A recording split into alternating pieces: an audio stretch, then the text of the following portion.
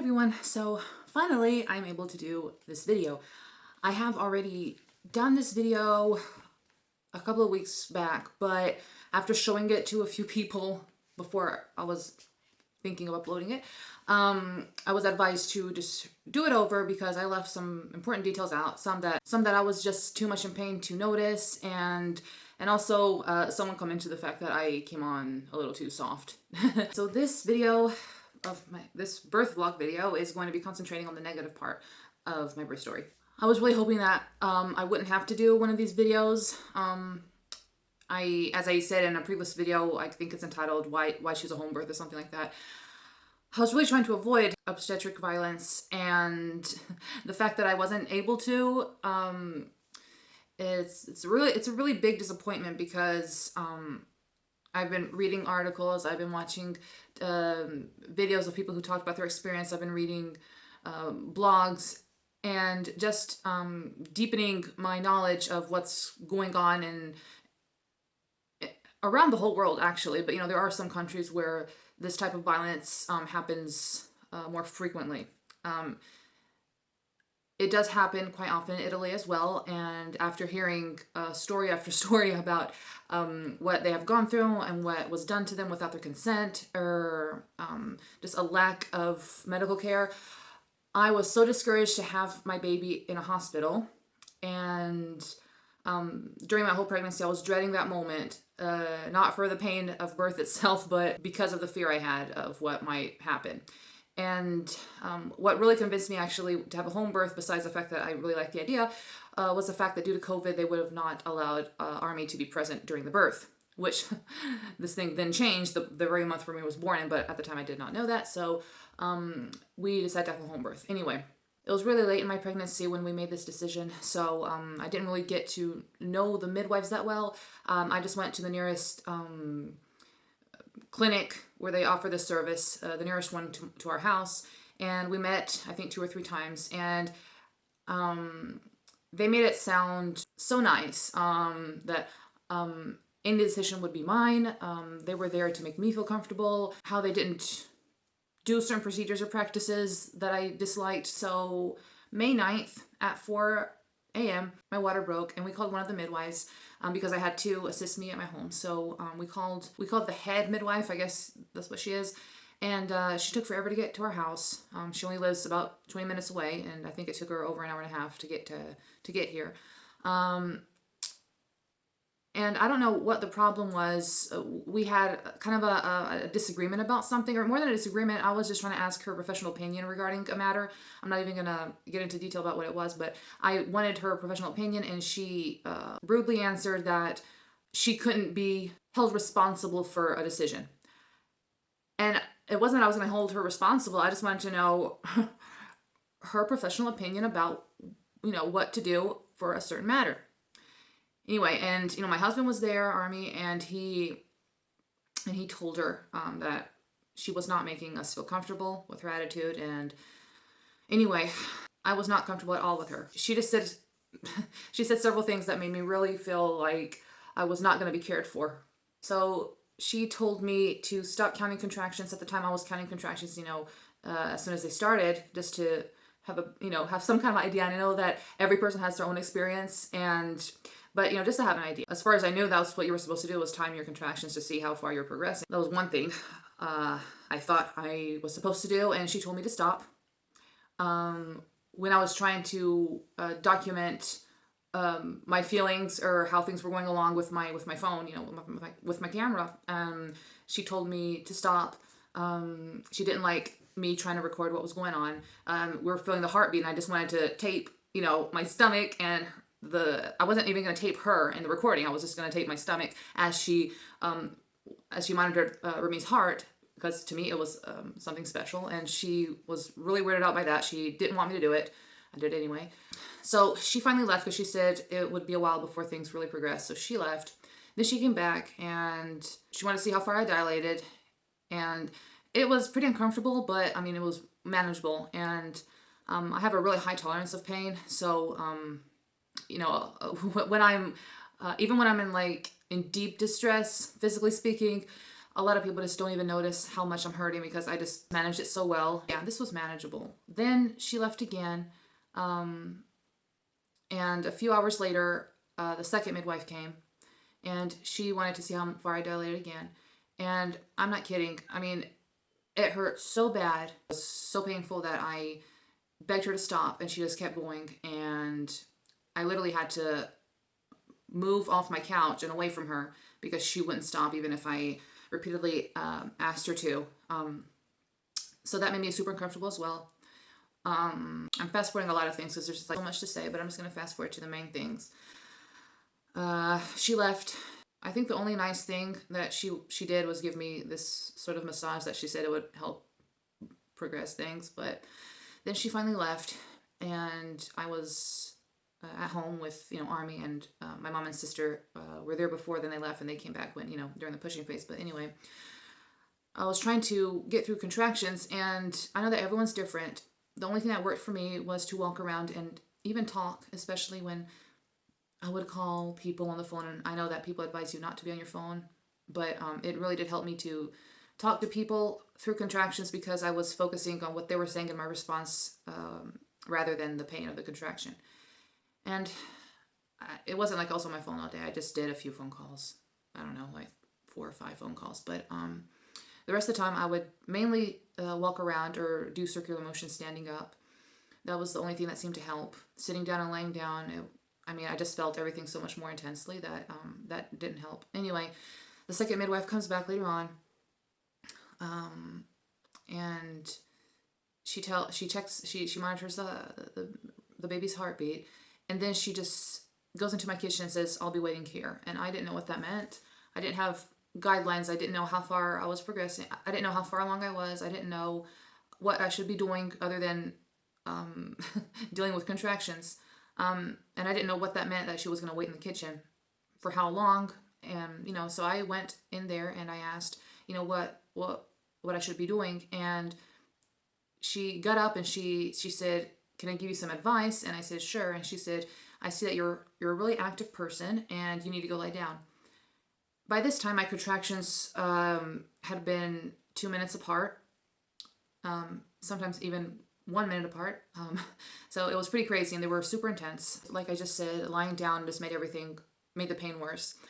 And I told her that I felt that way and that what helped me get through the contractions was walking around my living room. And she said that that wasn't the correct way to go about contractions, that I should be on my bed and just resting. I told her that it was impossible for me to rest because the contractions were so close, between one and another, that it didn't really make sense for me to try to rest. She then proceeded to tell me to stop counting my contractions. Okay. And she insisted that I go stay in my bedroom. There's not a lot of space in my bedroom. I mean, literally, there's enough space to walk around the bed. So there's not a lot of space in here. So I really wanted to be in my living room, and that seemed to be a really big issue and problem. So I ended up coming in my room because I didn't want to argue. I was in too much pain to argue. And I just waited and waited and waited. And several hours went by. Finally, and Army was with me the whole time. He was doing everything he could to help me massage my back and hold my hand and count down, the minutes, because I did continue to count how long the contractions lasted and everything, because that helped me a little bit. At least, because in general they would last up to 1 minute and 15 seconds. So Army was able to tell me that it should be almost over, and that did help me. What can I say? Finally, I felt this urge to push, and I thought that they were going to check how much I dilated, but they didn't. They just asked me where I wanted to give birth, and at the time I thought I was going to give it on my couch, and so they set that up for me. They called the other midwife. Army called my mom and sister, and things just kept on going downhill. I was in so much pain. I was trying to encourage myself, and Army was encouraging me, and my mom and sister were as well. But at that time, I just couldn't even respond to people for how much I was hurting. It was hard for me to answer back at that moment. While I was in so much distress, the midwives just sat around my house, and one of them was flipping through Instagram, and this is something my sister saw. And everyone was pretty bothered by it because I guess that they figured it would be a while before, the baby would arrive. But I didn't know that. I just felt this urge to push, and they were just sitting around my living room on their phones. And like I said, one was on Instagram, and that just was bothersome because that kind of made me nervous in the sense I was like, okay, so this is just the beginning, and who knows how long I'm going to be here. I was figuring from an hour up to 3 hours max, but yeah, it ended up being 7 hours, 7 hours of pushing phase. Then all of a sudden, this is pretty hard to describe. It's as if I had a contraction that never ended, and then I would have a contraction on top of that contraction when I had to push.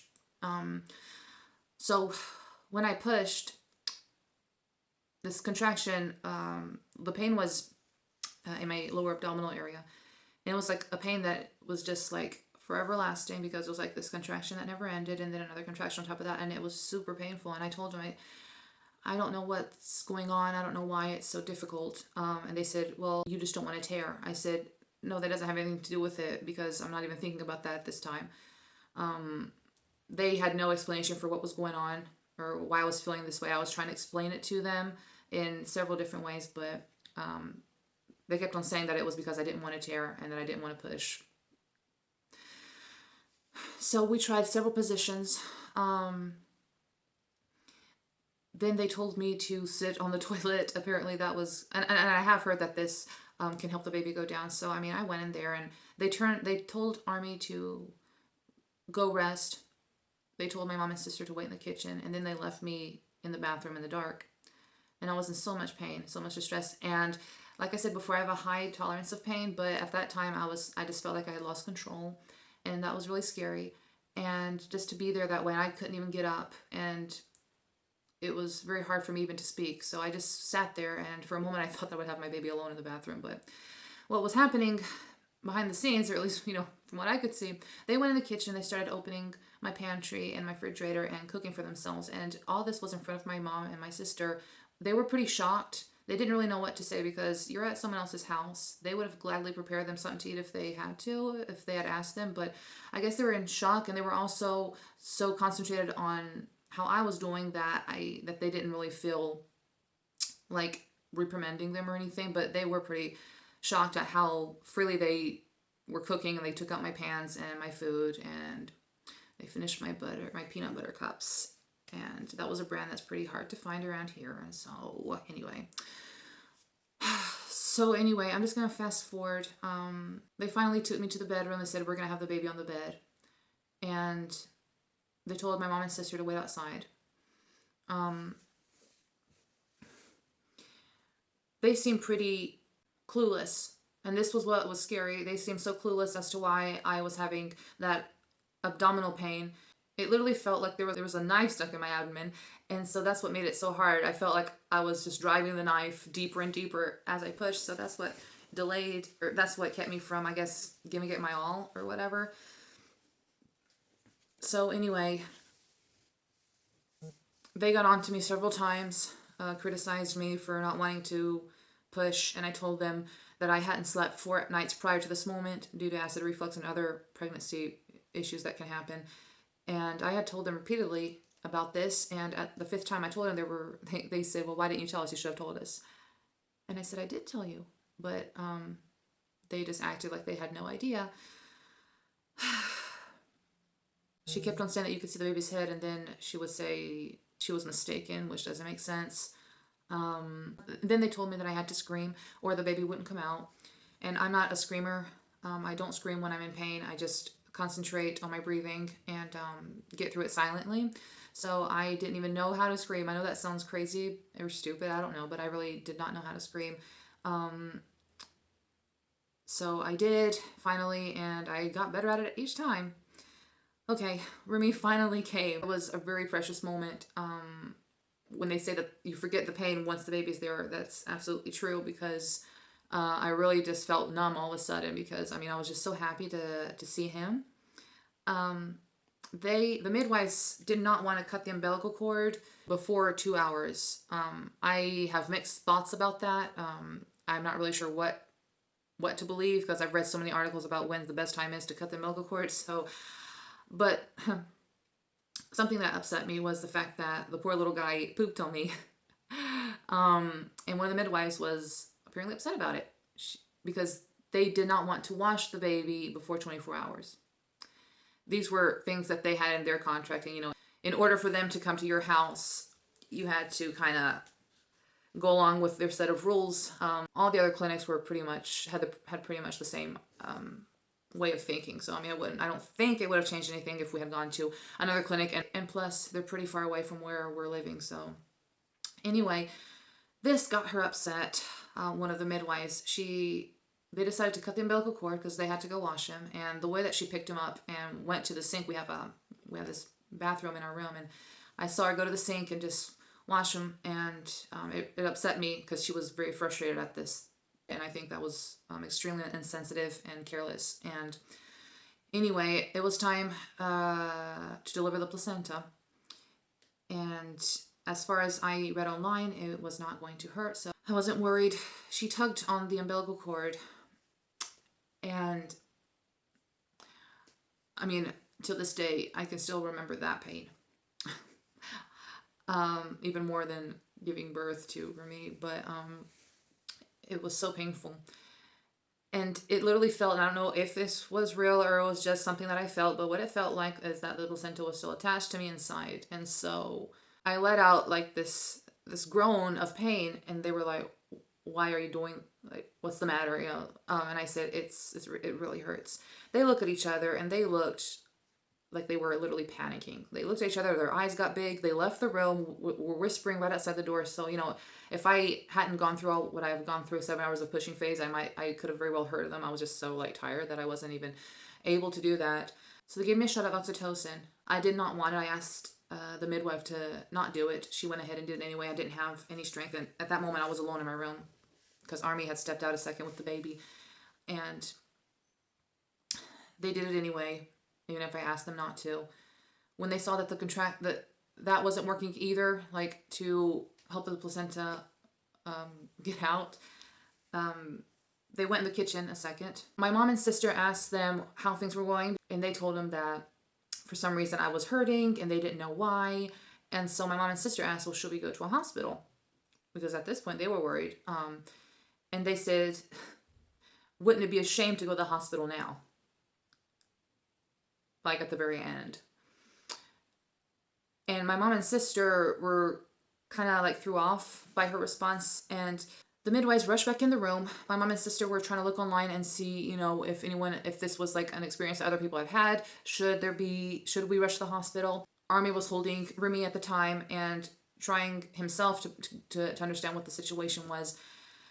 They rushed back in and try again. I tell them that it really is painful. They look at each other. They give each other signal. One of them presses on my stomach. The other one pulls out the placenta. I think they really wronged me here. They really wronged me. That was one of the most painful things I have ever lived, physically speaking. It hurt more than giving birth. It just really felt they ripped out an organ or something. And not only this, but as if that wasn't enough, I gave this silent scream because I had no more voice left, but it hurt so bad that I had to scream, but no voice came out. And it's not like they felt bad about what they did. No, they reprimanded me. They scolded me, saying that I was supposed to trust them. Whatever. It's not about trust. It's about feeling a pain that I've never felt before, and you all looking clueless and scared yourselves and not transmitting any sense of peace to me. So I did tear. Thankfully, I didn't even get to a 2nd-degree tear, which is pretty amazing considering how long I pushed and how big the baby was. But so they gave me a set of anesthesia, said that would be the most painful part of the procedure. They must have punctured me, I think, 4 or 5 times. It hurt a lot. Then they wanted to insert a tampon. From what I read online, that did not seem safe, but I just wanted it to be over. Then they started stitching, and I felt everything. I could feel everything. The disturbing part was when I told them that I could feel everything. If that was normal, they said that it was impossible that I felt anything. And I said, "But I do." I said, "I know Like, I can tell you when you're puncturing me. It said, like, seriously? And they said, there's no way. And when I insisted, they said, just deal with it. So I did. I dealt with it because in my head, I just told myself that when this was over, I was finally going to be with my baby and that they were going to be gone. So I did deal with it, and finally it was over. They were upset with me when I finally made it back because they pulled me to the bottom of the bed here, and then I finally got back on my pillow. I was waiting for the baby, and for some reason, one of them jerked my pillow from under my head. I can't even remember. It's all pretty blurry after this. I was in so much pain because you have the whole labor part, the pushing phase, the baby, the placenta, the stitches, and this and that. I just don't remember why she did that. I just remember she did, and my head fell back on the second pillow under me, and I was just wondering why she did that. Anyway, they wanted the baby to nurse. It's another thing. They said, we only let the baby nurse when the baby wants to nurse. But they were in a hurry at this point. They wanted the baby to nurse. And so he was finally nursing, and she smacked the baby on my breast. And I guess, I've heard other people say that's, you just like squish the baby against your breast. But his nose was just like smothered. And I asked her, I said, can he breathe? And she put the pillow against my nose and said, can you breathe? And I just like nodded because apparently I could. And she said, then he can breathe. Okay, this is the short version of what happened. I left a lot out because, I think these are the main things that were hurtful and made me scared and just made the whole experience that should have been a wonderful experience. It just made it, turned it kind of into a bad memory as far as that part. I do not regret having a home birth. I'm happy I did, but I do regret choosing them. And were I to have another child and want a home birth, I would never go back to their clinic. And I'm just sorry that this had to happen, even if I did everything I could to avoid. These certain things happened to me. They did. But anyway, so that is the negative side of my birth story. And I am doing better. I've talked to some people that are close to me about it, trying to get over it. I know that a lot of women have had it much worse, so I'm not trying to complain. I don't want to complain. I don't want to play the victim either. This is just what happened, and it was wrong. People have suffered less than me. People have suffered more than me. Anyone who has gone through mistreatment by doctors or midwives or nurses, anyone who's gone through that has been wronged. So anyway, I'm just putting this out there because it was important to me after this happened. And I already know I wasn't alone, like I said, because I had already seen so many videos of this topic during my pregnancy, but to see the videos afterwards just helped a lot. So I just hope that this will in some way comfort someone. I don't really know. I just know that it comforted me to know I wasn't alone, even if it made me sad to hear about, these types of stories happen to other women. So, okay. Yeah, this video is kind of a sad one, but that's life, isn't it? Okay. Well, thanks for watching, and till next time. Next time the video will be won't be so sad. Bye.